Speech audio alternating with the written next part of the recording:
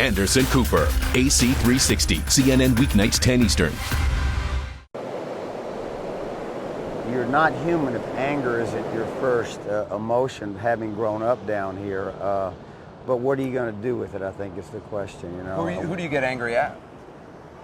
You get angry at people that I think people in the extraction business is the logical place for anger to go, because if they really had the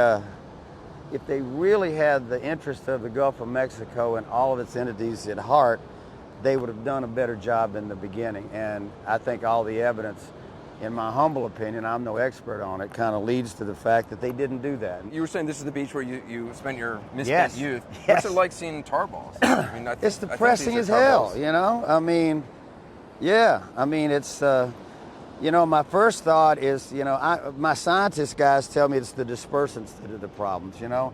I've got, you know, people that I deal with over in Mississippi and down in Florida say it's better for it to come on the beach, then you can clean it up. But the dispersants, nobody knows the long-range impact of that, what it's going to do to the food source and the bird life here. That's the big question, and nobody has the answer to that. But seeing it on the beach, you just go, God, you know.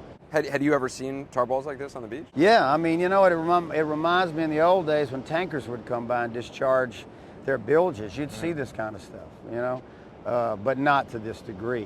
When you first heard about the disaster, did you think it would last this long? I knew, you know what? I just thought, you know, I've been in show business a long time, and I know liars when I hear them, you know. And that thing couldn't have blown up without, you know, I thought they were lying in the beginning. That was just me personally. So when you heard 1,000 barrels, total lie. That's what I thought. Yeah. You know, I thought it's like body counts in Iraq or anything else. Everybody's going to underestimate what. Can Margaritaville survive an oil slick? Sure. Hell, we survived. Well, people on this coast can survive anything. I mean, it's another storm. It happens to be one we're not quite used to in terms of what it's leaving behind. But, you know, this is hurricane country, and people bounce back. And I love the resilience of people. You know, I'm working with a guy named Jack Rudlow at Gulf